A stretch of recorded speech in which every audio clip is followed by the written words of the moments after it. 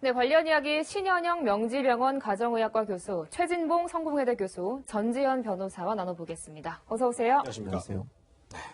먼저 오늘 발표된 신규 확진자 수부터 살펴보도록 하겠습니다. 어제 하루 93명이 추가로 신규 확진자로 판명이 받았습니다. 지금 나흘째 두 자릿수 신규 확진자긴 한데 문제는 저 93명에 대구 집단 감염 포함되지 않은 상황입니다.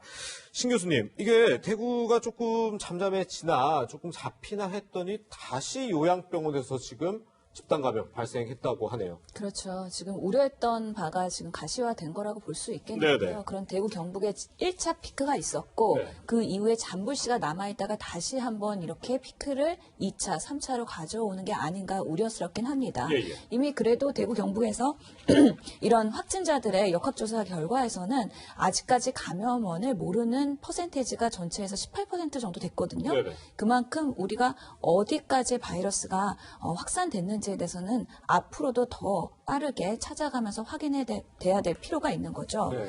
더더욱이 요양병원이라는 특성은 환자들이 대부분의 중증 환자에서 누워 계시는 분들이기 때문에 네네. 그리고 바이러스에 감염이 되면 폐렴 합병증으로 사망까지 이를 수 있다는 우려스러운 부분이 있기 때문에 그러게요. 더더욱 걱정되는 부분이 있습니다. 예. 네, 이렇게 대구에서 새로 이 집단 감염이 나타났는데 인구가 밀집돼 있는 이 수도권 지역의 이 소규모 집단 감염도 우려가 큰 상황입니다. 문재인 대통령 이렇게 얘기했습니다.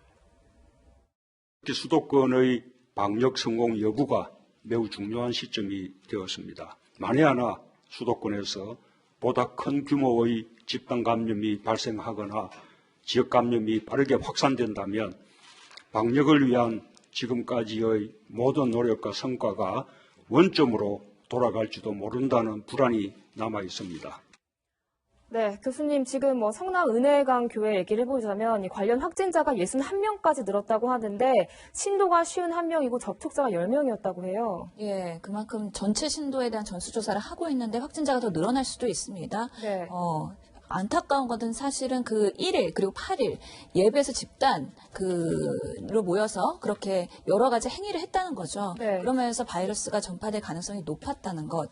그리고 이 신도들의 직업들을 보면은요, 우체국부터 해가지고 병원 직원도 있었고요. 네. 정수기 교체원 등등 다수의 그런 밀접 접촉이 일어날 수 있는 그런 생활 반경에서의 그런 생활 직업을 계속 확진될 때까지 예, 예. 하고 있었다는 거죠. 네. 그만큼 이렇게 바이러스 유포된 시기와 확진된 시기에 시체가 있으면서 그 주변의 생활권에 대한 바이러스 전파가 더 일어났을 우려도 있는 상황입니다. 네. 지금 이렇게 저희가 교회 얘기도 했고, 콜센터, 그리고 곳곳에 서울에 있는 PC방에서도 지금 감염들이 발생하고 있다고 하는데, 서울은 아무래도 인구도 많고, 수도권 전체적으로 인구 밀도는 또 좁고, 그렇죠. 이런 특징이 있는데, 좀 방역 대책을 새롭게 수립해야 될 시점이 아닌가 싶은데요.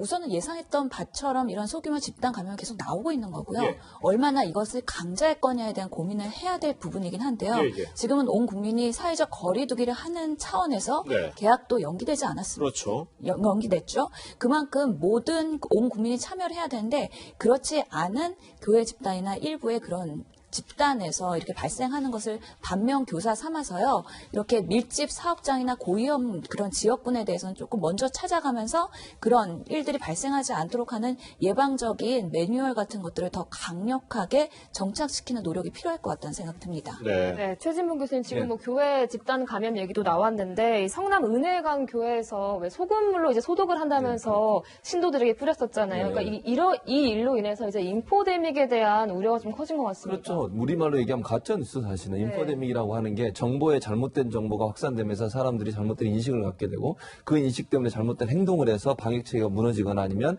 방역에 반대되는 행동을 하게 되는 그런 일들이 일어나게 되는 거잖아요. 예, 예. 은혜강 교회 같은 경우에도 그 목사 부인이라는 분이 아마 뿌린 것으로 알려지고 있는데 네. 그 분무기를 사용하면서 모든 사람한테 그걸 뿌리면 네. 소금물이 들어가면 일정 부분 기침할 수도 있고요. 대화를 할 수도 있잖아요. 입을 벌리는 상황에서 비말이 튀어나올 수도 있고요. 그게 분무기에 묻었을 수 있는데 그걸 또 다른 사람 사람이 또 뿌린 거 아닙니까? 소독도 하지 않은 상태에서. 예, 예. 근데 그렇게 믿었던 이유가 이게 뭐 그 담임 목사라는 분의 인터뷰를 들어보면 이게 살균 효과가 있다고 본인은 믿었던 거예요. 예. 근데 그게 의료진이나 전문가가 얘기한 게 아니라 인터넷상에 떠돌아다니는 소위 민간요법 중에 하나라는 것인데 그건 확인되지 않은 정보입니다. 근데 문제는 뭐냐면 이렇게 이게 방역이나 이런 부분들이 저런 부분에서 뚫리게 되면요. 전체적으로 많은 사람이 민간요법 믿게 되고 인터넷에 떠도는 사실을 믿게 되면 우리 방역센터나 아니면 방역 담당자들이 체계를 가지고 접근하는 모든 일에 구멍이 뚫리게 돼요. 네. 그래서 정말 시청자 여러분들 절대로 인터넷상에 SNS상에 떠도는 이게 치료제가 있다 이런 얘기 절대로 믿으시면 안 되고 네네. 전문가들이나 아니면 언론 매체에서 정말 확인된 방역 당국에서 발표한 내용만 보셔야 됩니다. 지금도요. 사실은 그 질병관리본부 홈페이지에 들어가시면 어떻게 대응하시라 이게 다 나와 있어요. 네네. 그것만 믿으셔야지 절대로 SNS상에 떠도는 예컨대 지난번에 양파에 끓인 물을 먹으면 낫는다는 뭐 이런 말도 있었잖아요. 예, 예. 이게 사실이 아니거든요. 절대로. 네. 그런 말 절대로 믿으시면 안 되고 뭐 마늘 카레 먹으면 예방 효과가 있다 또는 뭐 영구적 폐 손상이 일어난다 이런 말 다 거짓 정보입니다. 절대로 믿으시면 안 되고 정부 당국이나 전문가들 말씀만 꼭 믿으시게 되시길 바랍니다. 네. 네. 의학적으로도 방금 그래픽 봤지만 뭐 소금물, 알코올이라든지 뭐 마늘, 카레 먹는 거 아무 의미가 없는 건가요? 몸에 좋은 음식들이기 때문에 평소에 잘 드시면서 건강관리 하셨으면 좋겠고요. 예, 예. 이것 자체가 코로나19의 직접적인 효과를 보는 건 아니기 때문에 믿지 네. 않으셔도 된다는 예, 예. 말씀입니다. 네, 그렇군요. 네. 저희가 해외 유입 부분도 좀 짚어봐야 할 것 같습니다. 어제 미국발 유입으로 추정되는 코로나19 확진자가 처음으로 발생했는데요. 교수님, 그러니까 지금 이제 뭐 전 세계적으로 코로나19가 퍼졌기 때문에 국내 방역에만 치중할 수는 없는 상황인 것 같습니다. 예, 맞습니다. 세계 다른 나라들이 더 걱정인 부분이죠. 또 그런 영향으로 인해서 우리나라가 2차 피크나 3차 피크가 또 올 수 있다는 우려가 있습니다. 네. 그렇기 때문에 지금 사회적 멈춤과 거리두기를 지속하고 있는 이유이기도 합니다. 이런 특별 입국 강화 조치도 우리나라가 하고 있는 만큼 이것보다 조금 더 보수적인 방법으로 우리가 유입되는 그런 감염에 대한 차단 노력을 계속 고민해야 될 시기가 아닌가 싶습니다. 네, 지금 뭐 차단 고민이 필요한데 천정 변호사님 미국에서 실제로 들어온 사람 중에도 처음으로 확진자가 나오기도 했죠. 네, 전북 군산에 거주하는 60대 여성인데요. 지난 3월 2일부터 14일까지 남편과 함께 미국 뉴욕에 있는 아들 집을 방문했다고 합니다. 그런데 어제 확진 판정을 받은 사례가 있고 이에 앞서서 경남 창원에 사는 30대 남성인데 유럽으로 이제 신혼여행을 갔다가 확진 판정을 받은 예가 있어요. 네네. 다행히 이분의 이제 아내는 음성 판정을 받았다고 하는데 어제 17일 0시 기준에서 해외 유입으로 추정되는 코로나19 확진 사례가 총 55명이라고 하거든요. 네네. 그러니까 중국발 입국자가 16명이고 유럽발 입국자가 27명이에요. 그래서 우리나라는 지금 확진자 수가 일단 이렇게 안정되고 있는 그런 상태인데 유럽이라든지 미국 같은 데는 지금 상황이 다르거든요. 그래서 우리나라 자체의 어떤 소규모 집단을 매개로 한 감염뿐만 아니라 외국에서 들어오는 입국자에 대한 방역도 신경을 써야 할 시점이라고 봅니다. 네. 네, 신 교수님 이렇다 보니까 이제 우리 정부가 이 특별 입국 절차를 전 입국자를 확대하겠다고 했는데 이게 좀 시의적절하다고 보시는지 또 일각에서는 다른 나라는 아예 뭐 빗장을 걸어 잠그기도 하는데 좀 더 강력한 조치가 필요한 건 아닌지 이런 생각도 들거든요. 네, 어려운 부분이긴 합니다. 네. 실제로 뭐 지금 어느 나라에서 입국하나 리스크가 있기 때문에 그 대상을 확대하는 거는 당연히 불가피하다고 보고요. 네. 다만 이 봉쇄 작전을 할 건지 아니면 다른 완화 전략으로 갈 건지에 대한 고민이 있어야 될 것 같긴 한데요. 기존의 그런 보고를 보면은 강력한 봉쇄보다는 이런 사회적 거리두기를 강력하게 하거나 아니면 적당하게 했을 때가 오히려 더 효과가 있다라는 보고도 있는 만큼의 예, 예. 그런 정책적인 판단이 필요할 것으로 보입니다. 네. 최 교수님, 그런데 제가 오늘 오전에 좀 뭐 기사를 봤더니 김포공항 같은 경우에 인력 부족 때문에 실제로는 이렇게 뭐 열을 다 잰다든지 이런 게 어려움이 있다고 하더라고요. 그래서 전체를 이렇게 전 세계로 특별 입국 절차를 시행했을 때 인력이라든지 현실적 제약이 있지 않을까 하는 우려도 있긴 하거든요. 그런 부분이 있어요. 그러니까 현재 의료진들, 현재 그러니까 의료계에서 일하시는 분들 이외에 다른 인력들이 필요하잖아요. 그런데 네. 지금 그 김포공항이나 인천공항에 어느 분들이 들어가 있냐면 군에서도 인력을 지원받아 들어가고 있고요. 예, 예. 그다음에 이제 그 군에서 일하시는 의사분들 있잖아요. 예를 들면 군 의무를 그 의사 신분을 하시는 분들, 예, 이런 분들도 들어가서 하고, 또 그다음에 이제 그 보건소나 이런 데 파견돼 있던 분들이 있습니다. 그런 분들도 지금 들어가서 하고 있고, 그런데 인력이 부족하다고 하면 이런 부분들도 더 확충할 필요가 있다는 생각이 들어요. 그러니까 네. 민간 차원의 의사 선생님들의 자발적인 자원봉사만 가지고는 해결이 안 되는 부분이 있을 수 있잖아요. 네네. 인력이 갑자기 늘어나면 이걸 다 체크해야 되니까. 그렇다고 하면 군이라든지 아니면 이런 특별 계층이 있는 분들이 더 적극적으로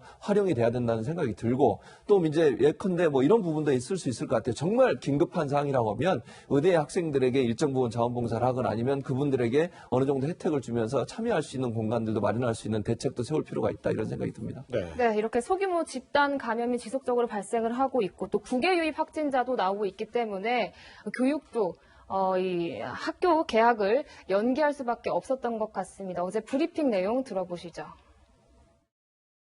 정부는 전국의 유치원과 어린이집, 초, 중, 고등학교와 특수학교의 개학일을 당초 3월 23일에서 4월 6일로 2주 더 추가 연기하겠습니다. 이러한 결정은 우리 아이들의 건강과 안전을 최우선으로 판단한 것입니다.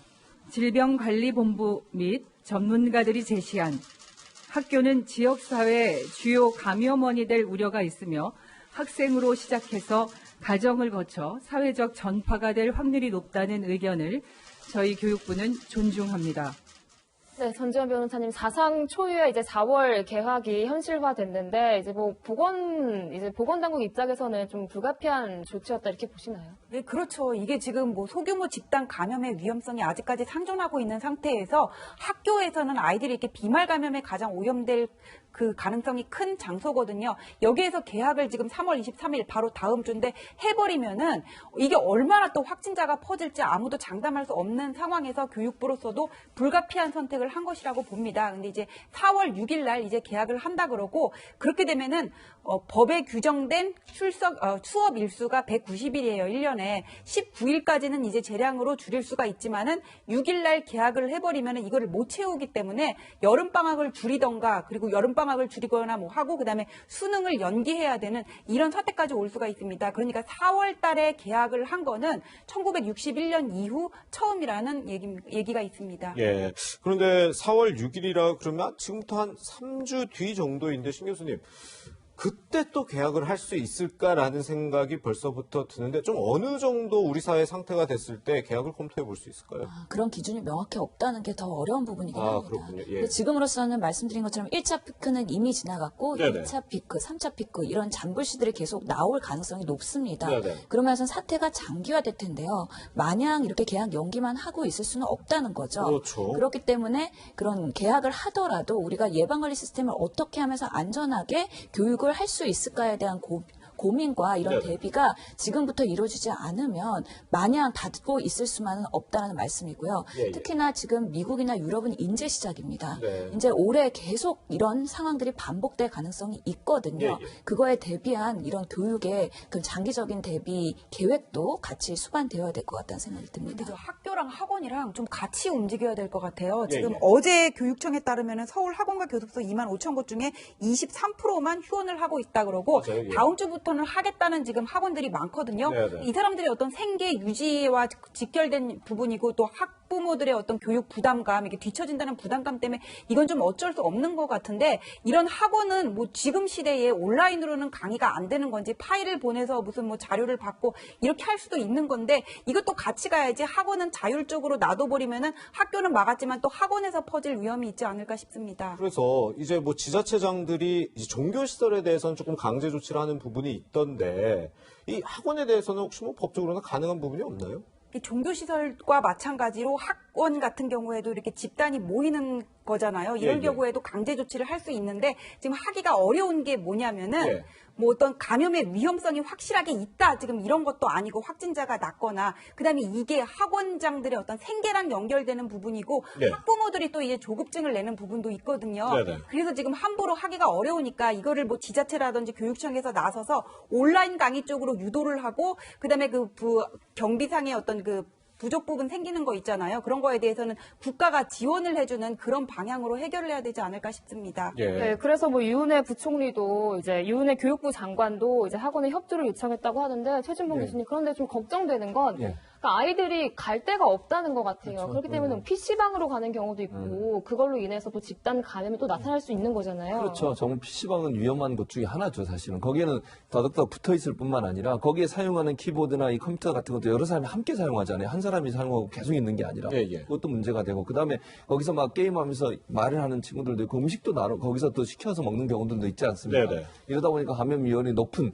그런 곳이기 때문에 제가 볼 땐 가능한 한 아이들을 PC방에 가지 않도록 부모님들이 조치를 취해야 한다는 생각이 들고요. 예. 문제는 지금 말씀하신 것처럼 아이들이 놀 거리가 별로 없어요. 그래서 예. 요즘 뭐 SNS상에서 부모님들이나 이런 분들이 본인 아이들 그 놀게 하는 방법들을 이렇게 공유하시기도 하는데 그런 방법도 적극적으로 활용할 필요가 있다는 생각이 들고요. 예, 예. 정부 차원에서도 그런 부분 좀 적극적으로 알릴 필요는 있다는 생각이 들어요. 예. 예를 들면 가능한 한 아이들과 집에서 어떤 놀이들을 할 수 있는지 하는 부분들. 그래서 학원들을 갈 수밖에 없는 이유가 바로 말씀하신 이 집에서 계속 있는 아이들이 너무 답답해한 부분도 있고 또 부모님들 입장에서는 학업이 계속 안 했을 경우에 아이가 정말 뭐 이렇게 성적이나 이런 부분에 영향을 미치지 않을까 하는 불안감이 작용하는 건데 네. 그 부분에 대해서는 부모님들이 조금 더 그 여유를 가지셨으면 좋겠어요. 이게 네. 아이의 건강이 제일 중요한 거 아니겠어요? 예. 이게 만약에 건강이 나빠지면 공부를 아무리 잘해도 무슨 의미가 있겠어요, 사실은. 네. 그런 차원에서 부모님들은 조금 더 적극적으로 참여해 주시기 바라고 아이들을 조금 더 잘 이렇게 집안에서 함께 놀 수 있는 놀이거리나 문화들을 만들어낼 수 있는 그런 아이들이 많이 공유됐으면 좋겠다는 생각이 듭니다. 근데 네. 교육부에서 발생한 게, 이렇게 발표를 한 게 유치원과 초중고교잖아요. 예, 학교도 좀 상황이 어때요? 대학교는 지금 현재 온라인 강의를 하고 있어요. 아, 예, 예. 그래서 이번 주부터 사실은 뭐 우리 학교도 마찬가지지만 이번 주부터 전체적으로 다 개강을 했고요. 예, 예. 온라인으로 이제 교수들이 온라인으로 찍어서 올리면 학생들이 이걸 이제 사이트에 들어가서 다운받거나 아니면 실시간으로 보고 거기에 과제를 제출하는 방식. 그래서 네네. 대학은 이미 개강이 된 상태고 온라인 강의를 4월 초, 4월 6일까지 연기해 놓은 상태입니다. 아, 그래서 그렇군요. 현장에 직접 나와서 학교에 직접 나와서 대면 강의하는 건 4월 6일 이후로 하게 돼 있는데 네네. 이것도 아마 초중고 개학하고 연계돼서 갈 가능성이 있지 않을까 이런 생각이 듭니다. 네, 그렇군요. 네, 지금 속보가 들어와서 조금 전해드리면요. 이 서울시가 117만 가구에 긴급 생활비를 지원하겠다고 발표했습니다. 피해 계층에 아마 한 30만 원에서 50만 원 정도 생활비가 투입될 걸로 보이는데요.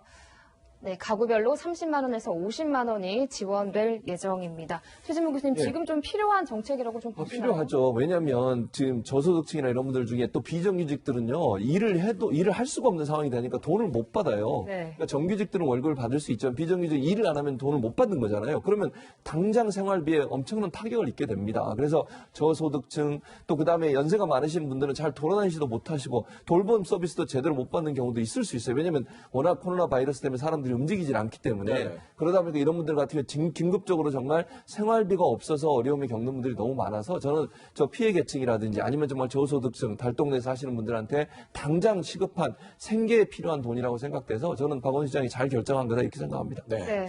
좀 우리나라의 이 진단키트 얘기도 조금 나눠봐야 될 것 같은데요. 신 교수님, 예. 우리나라 진단키트가 어떻게 외국에 비해서 상당히 빨리 진단이 되는 거예요? 이게 뭐 여러 나라에서 뭐 수입을 하겠다 이렇게 뭐 얘기를 하고 있다 그러더라고요. 그렇죠. 진단 방법도 여러 가지가 있습니다. 네네. 그렇기 때문에 지금 우리가 하고 있는 RT-PCR 확진 검사도 WHO의 세계 표준인 검사이기도 하고요. 네네. 그것뿐만 아니라 지금 신속 키트 개발이 여러 회사에서 이루어지고 있거든요. 네. 각각의 검사 방법에 따라서 장단점이 있는데요. 이런 것들이 우리나라에서도 긴급 사용 승인이 되면서 상용화가 됐고요. 네네. 이러면서는 이미 우리가 코로나19에 많은 경험이 있기 때문에 네. 다른 나라들이 이제 시작이다 보니까 이런 진단, 빠른 진단이 또 확진자를 검사해서 빠르게 치료를 하는데 중요하지 않습니까? 네. 그러면서는 이런 수요들이 꽤 많이 있다는 거죠. 예. 그러면서 수출까지도 지금 이제 계획을 해서 계속 지속되지 않을까 싶습니다. 네. 네, 전지현 변호사님, 청와대도 이런 진단키트 수출에 대해서 대대적으로 홍보를 하기로 했는데 이게 왜 논란이 나온 거죠? 이게 왜 논란이 나오면 어제 이제 강민석 청와대 대변인이 진단키트 5만 개를 아랍에미리트에 수출을 했다 그러면서 문 대통령께서 무하마드 왕세자와 통화한 결과이다 이렇게 어떤 뭐 홍보를 했어요. 사실 홍보 아닌 홍보를. 근데 그러고 나서 브리핑 이후에 3시간 이후에 한 언론이 이 진단키트 중에서 이제 검체 수송 배지라는 게 있거든요. 이거를 만드는 회사의 그 인터뷰 내용을 그대로 실으면서 뭐라 그랬냐면은 우리 청와대가 수출했다고 발표한 거는 진단 키트가 아니라 그냥 수송 용기다 이랬거든요. 예, 예. 제가 설명을 드리자면은 그럼 청와대가 진단 키트가 뭔지도 모르고 수송 용기를 진단 키트라고 홍보한 거 아니냐 이렇게 싶은데 그거 같진 않아요. 청와대에서도 이 개념을 잘 몰랐고 모르고 얘기를 하지 않았나 싶은데 이 진단 키트라는 거는 검사 키트하고 그다음에 채취한 그 물체 있잖아요. 채취한 그 분비물을 보존하는 뭐 보존 키트라는 게 따로 있거든요. 그게 두 가지가 구성돼 가지고 진단 키트라고 얘기를 하는데 이번에 청와대에서 아랍에미리트에 수출을 한 거는 채취 키트를 얘기한 거였어요. 예. 그러니까 그냥 저 채취 키트를 수출했다는 것 자체를 그냥 수송 용기이지 진단 키트는 아니다. 그냥 이렇게 얘기할 거는 아닌 것 같습니다. 네, 그렇군요.